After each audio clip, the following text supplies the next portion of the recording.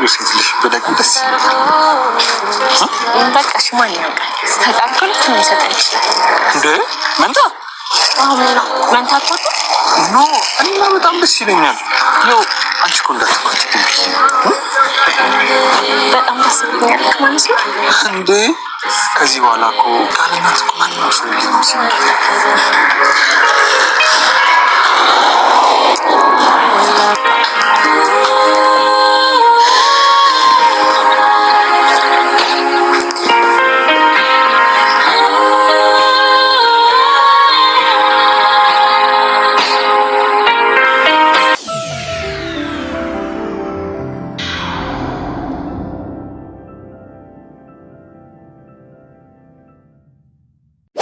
ቅድስት ብሩኬን በፍቅሯ ጠብ አድርገዋለች።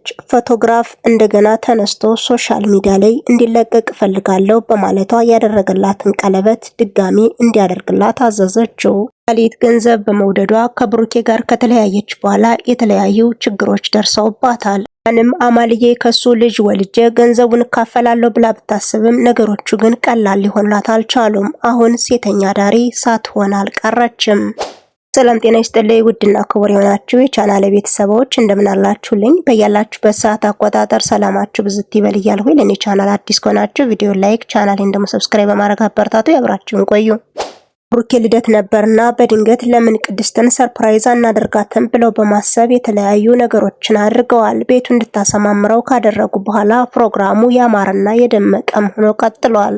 ኬኩ ከተቆረጠ በኋላ በጣም ደስ ብሏት ነበር። ብሩኬ እንኳን ተወለድህልን በማለት እሱን በሙገሳ ላይ ነበሩ። ኬኩን ስትቀምሰው ግን ቀለበቱ ከውስጥ ስለነበረ ሰርፕራይዝ ሆናለች። ብሩኬም ከተንበረከከ በኋላ ካፏ ውስጥ ያወጣችውን ቀለበት አንስቶ የታገብኛለሽ ጥያቄም ጠይቆላታል። ቅድስት የሆነውና የተፈጠረውን ነገር ማመን ግራ ገብቷትም ነበር። ሁሎችን ተራ በተራ እያስተዋለች አየቻቸው።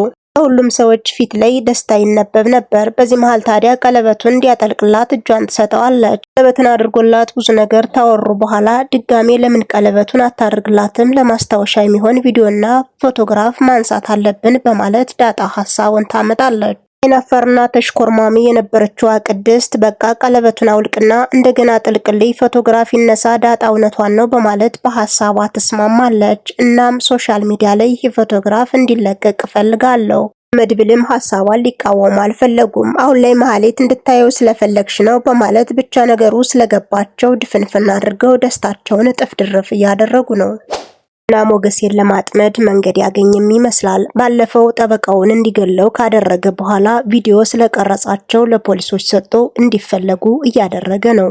ፖሊስ በተለየ ሁኔታ በስልክ በማውራት እሱ ጋር የምትገኘዋን ሴት ካገኘሃት ይዘህልኝ ከመጣ ጠቀምና ደጎስ ያለ ገንዘብ በአካውንት ይገባልሃል በማለት ያወራውም ይገኛል። ፖሊሱም ገንዘቡን ከሰጠው በሐሳቡ እንደሚስማማ አስረግጠው እየነገረውም ነው።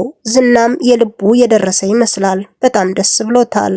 ሴተኛ ዳሪ ከሆንሁ ላይቀር እነ ብሩኬን ይዣቸው ጠፋለሁ ብላለች። ከቤት አንቋሸው እንዳስወጡኝ እነሱንም ዋጋ አስከፍላቸዋለሁ በማለት እየዛተች ትገኛለች። ንብረቱ ስለታገተበት አሁን የቀን ስራ ሳይጀምር አልቀረም። እንግዲህ ሉላም እየተጨናነቀች ነው። እንዴት ገንዘብ እንዳልነበረ ዛሬ ባዷችን ቀርተን እጅ ሁሉ ተመላልጦ ትመጣለህ በማለት ክፉኛ እያዘነች ነው። ሴም ያለበት ሁኔታ ቢከብደውም ግን ደግሞ ሉላን ለማጽናናት ብሎ ብዙ ነገር እያለ ነው። ሁሉን ነገር ያልፋል፣ ነገም ሌላ ቀን ነው። ስለዚህ አትጨናነቂ፣ እኔ ምንም አልሆንም በማለት እያበረታታት ይገኛል። ሉላ ግን ነገሮችን አምኖ መቀበል ከብዷታል። በዚህ በኩል የድሮ ባለቤቷ ያሳዳታል፣ በዚህኛው በኩል ደግሞ የድሮ አፍቃሪዋ ስራ አጥቶ እየተንከራተተ ስለሆነ ክፉኛ እያዘነች ነው። ቅድስት እንደተለመደው ኩሽና ሆና ምግቧን እየሰራች ነበርና እንዳጋጣሚ ብሩኬ እሷን ፈልጎም ይመጣል። የሆነውና የተፈጠረውን አንድ ባንድ እያወሩ ነው። ብቻ በግንኙነታቸው ደስተኛ እንደሆኑ ሁላቸው በይፋ ያወራሉ። ብሩኬም በእሷ ደስተኛ እንደሆነና ምን እንደሚያስፈልጋት አንድ ባንድ እንድትናገር እድሉም ሰጧት ነበር። ጥሎሽ እንዲጥልና የተለያዩ ነገሮችን እንዲያደርግ ሰርጓም ደግሞ ከገጠር እንደሚሆን ምርጫዋን ነግረዋለች። ብሩኬም ፍላጎቷን በደንብ ካነበበ በኋላ እኔ እኮ ከዛ በፊት ብራምባር ሰበረልዎ ትይኛለሽ ብዬ ነበረ።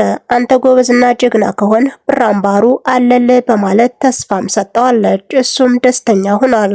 ወሬያቸው መካከልም ሁለቱ መገናኘት እንደሚፈልጉ ያለውን ነገር እያወሩ ነው። ዛሬ ራት ለምን አልጋብዝሽም ቢላትም ለምንድነው ከቤት ያለው ምግብ አልጣፈጣችሁም ወይ በማለት ጠይቀው ነበር። አንቺ ምሰሪው ምግብ በጣም ነው የሚጣፍጠው ይለያል ብሎ ካደነቃት በኋላ ያንቺና እኔ ጊዜ እንዲኖረን ፈልጌ ነው በማለት ብዙ ነገር ቢላትም እኔም ካንተ ጋር ጊዜ ማሳለፍ እፈልጋለሁ ግን ደግሞ የራት ቀሚስ የለኝም ትለዋለች።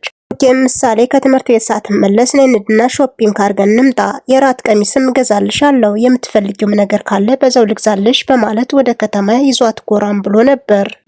እቃቸውን ገዛዝተው ከተመለሱ በኋላ መንገድ ላይ የልባቸውን እያወሩ ነው። አሁን ላይ ምን ያስፈልገናል? አንተና እኔ አብረን ስንኖር ደስተኛ ሆነን ምንኖር ይመስለኛል በማለት ጨዋታውን ጀመረችለት። እሱም ደግሞ ከሷ ልጆች መውለድ እንደሚፈልግ እየነገራት ነው። እንግዲህ ምንድነው የምትፈልገው? እኔ ወንድ ለምሳሌ ወንድም ያስፈልጋታል፣ እሱ ደግሞ ሴት ነው የሚያስፈልጋት። ሁለቱ የሚሆነውና የሚፈጠረውን ከተመካከሩና ካወሩ በኋላ እንግዲህ ሁለቱም እግዚአብሔር ምን ይሳነዋል ሁለቱንም መንታ ሊሰጠን ይችላል በማለት ነገሩን ትደመድማለች። ቡርኬም አንቺ ትጎጅብኛለሽ እኔ መንታ አልፈልግም ብሎ ፍቅሩን እየገለጸላት ነው። መድብል በሞገሴ ጉዳይ እየተጨናነቀ ነው። ጓደኛዬ በፖሊስ እየተፈለገ ስለሆነ በጣም ደብሮኛል በማለት ቁና እየተነፈሰም ይገኛል። ሌት ከወንዶች ጋር ለማደር ወደ ከተማ ጎራ ብላ ነበርና እንግዲህ አልጋ ቤት ይዘው የገባችውን ወንድ መብራት አጥፋልኝ ልብሴን ማውለቅ እፈራለሁ ባለችው ቀዝፈት ጥላውም ወጣም ነበረ። ምን አይነት ሴት ናት ያጋጠመችኝ አለ። በቤት ሰራተኛው አሁን ላይ ልጋጉን እያዝረበረበ ይገኛል። ቅድስት የተገዛላትን ልብስና ጫማ ለብሳ ከወጣች በኋላ ነገረ ስራው ሁሉ ከሳ ጋር ሆኗል። አይኑን አፍጥጦ አልነቅልሽም አላት። ከእግር እስከ ራሷ ከተመለከታት በኋላ በጣም አምሮብሻል፣ ሽክ ብለሻል ብሎ አድንቆ ወደ ከተማም ይዟት እየወጣ ይገኛል። እና የተከበራችሁ ቻናል ቤተሰቦች የዛሬ ቆይታዬ ከዚህ ጋር ተጠናቀቀ። በሌላ ቪዲዮ በተመሳሳይ ሰዓት እስከምንገናኝ መልካም ምሽት ይሁንላችሁ።